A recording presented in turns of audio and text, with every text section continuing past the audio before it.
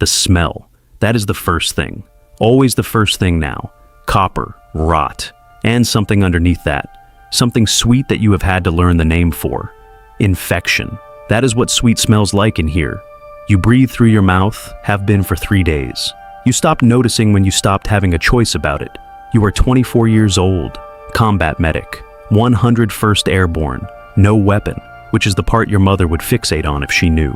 No reinforcements, and 71 hours. 71 without sleep. You are the only thing standing between 12 men and the way this night ends. You have one thing left that can help them. One, your aid bag is on the floor. You know what is in it without looking. You have opened it so many times in the last 3 days that your hands know before your brain does. 2 field dressings, 1 pair of scissors, sulfa powder. Almost gone, almost nothing left of it, a tourniquet, and 1 morphine syringe. 1. You started with 300. 300. You have been trying not to do the math for 4 hours. You keep doing it anyway. 12 men in this church need it. One of them is going to get it. You have not decided which one yet. You have been not deciding for 4 hours.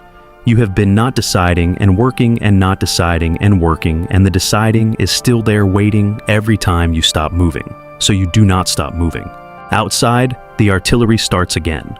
You feel it in the floor before you hear it. A vibration that comes up through the stone, through your knees before the sound arrives. You have learned to dread the floor moving before the sound. It means the sound is coming. The walls of this church, they have been cracked since day 2. Every new barrage just opens them a little more. 8 minutes, that is how long it takes.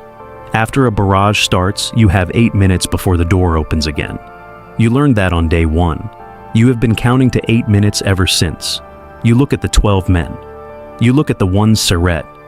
You go back to work. What else do you do? What else has there ever been to do? Your hands. You look at them sometimes between patients. You should not. There is no time. But you do. No gloves. Stopped wearing them day 1 because gloves kill your sensitivity. And right now, your hands are the only thing you have that resembles a diagnostic tool. So, no gloves. 71 hours of Belgian winter on bare skin.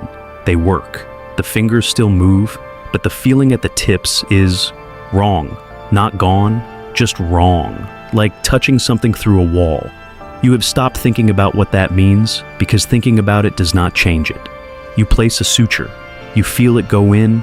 You think it went in right. You move on. You do not have time to check twice. You tell yourself that is fine. You tell yourself that every time. A runner comes through the door. He says something to someone near the entrance. You cannot hear what. You are elbow deep in a chest wound and the words do not reach you. But something changes in the room. You feel it before you understand it. A shift in the air. The way a room gets quieter even though it was never quiet. You file that away. You tell yourself you will ask about it later. You do not ask about it later. You forget because the door opens again. 4 men. The door opens and 4 men come through it at the same time, and one of them, before he even hits the floor, you know, the smell. Gut wounds smell different.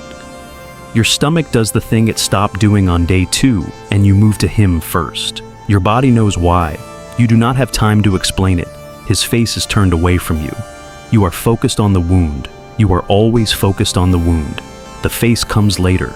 The face is a luxury.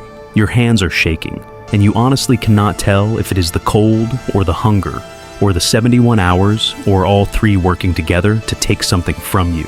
You cannot tell, so you ignore it. You ignore it, and you work. The runner finds you. He crouches down beside you while you work, which is how you know it is bad news, because good news does not crouch. He says the relief column is not coming today. He says the eastern road is cut. He says probably tomorrow. He has been saying probably tomorrow for 3 days. You nod. You keep your hands where they are. You keep working. The man under your hands is looking at you and asking with his eyes, is help coming? Is anyone coming? And you look at the wound instead. You look at the wound instead. You need to stand. There is a man across the church who needs you on your feet, and you need to stand up. You think about staying on the floor for 1 more second, just 1. You put your hands on your knees and you push. 3 seconds. That is what it takes now. 3 full seconds to get from the floor to standing, and the sound your knees make during those 3 seconds, you have learned to make that sound silently. You have gotten good at it. 71 hours on frozen stone floors. You are upright. You do not let anyone see the 3 seconds. These men are missing limbs. Your knees do not get to be a problem. Your knees do not get to be anything. You move back to check the gut wound. He has turned toward you now. You know his face. You know his face. Danny Kavanaugh. 17 weeks at Camp Tacoa.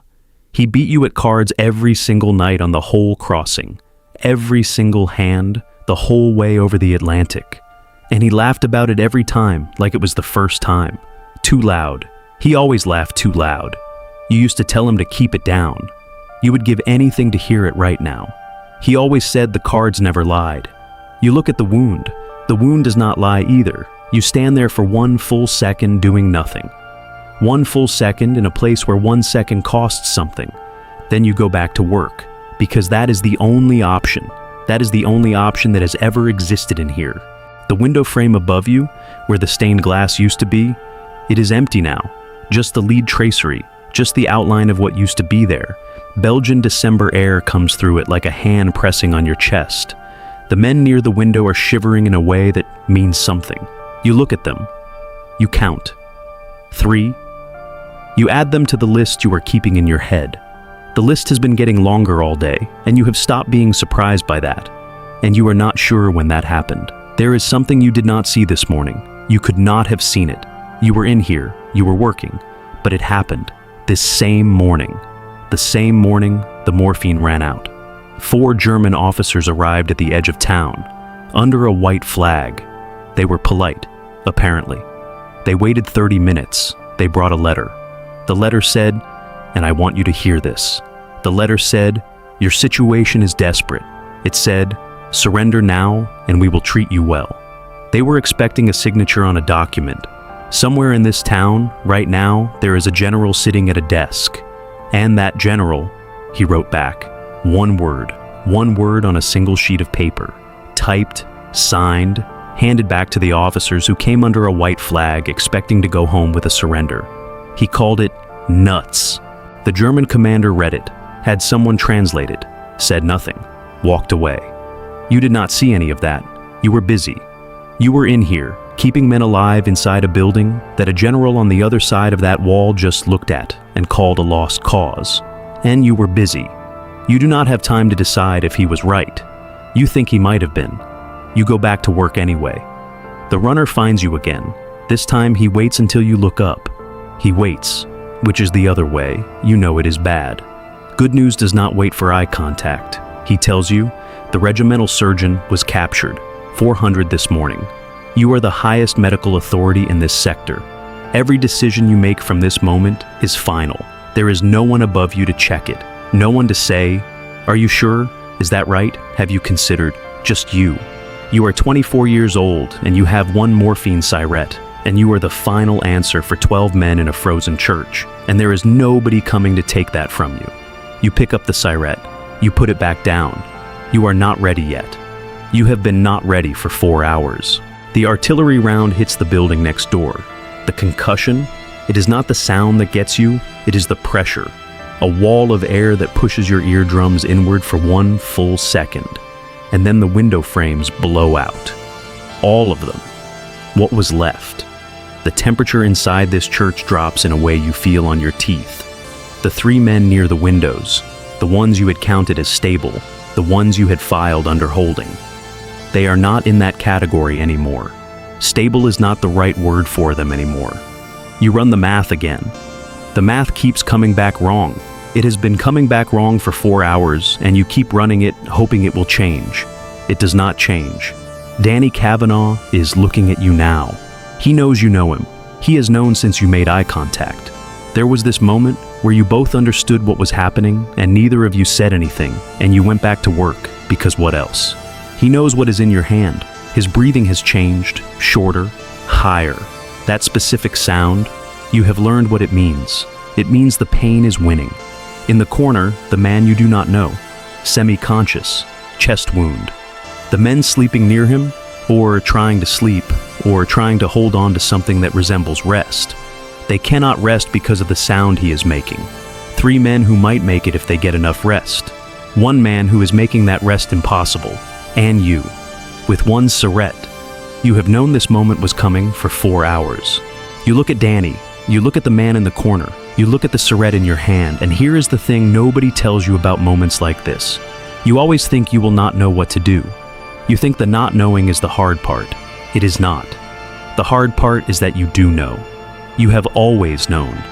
And knowing does not make it easier. It just makes it yours. Option 1, you give it to Danny, your hand moves before the rest of you catches up. Your friend, the gut wound, the man whose laugh you can still hear from the transport ship.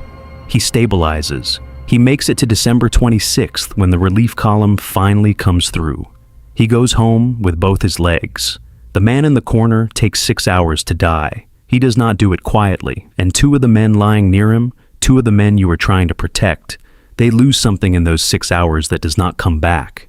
You will think about those 2 men for the rest of your life. Option 2. You give it to the man you do not know. You do not know his name. You will never know his name. The chest wound. He quiets.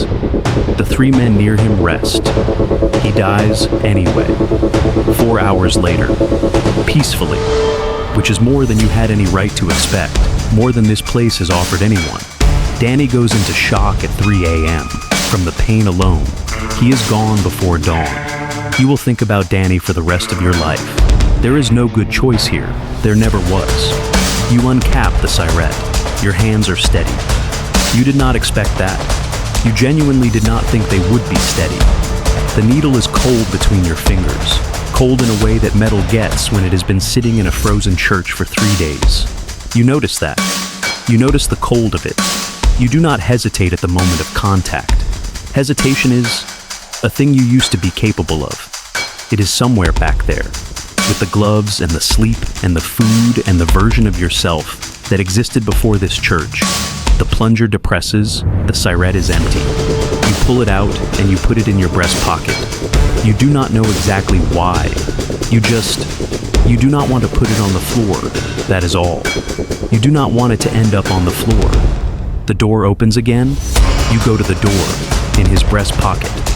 1 empty cigarette. He kept it. Through the rest of the war, through whatever came after, through all of it, 43 years, he kept it. Nobody ever asked him why. Maybe they thought they knew. They did not know. Nobody asked him what he chose. He never stopped asking himself.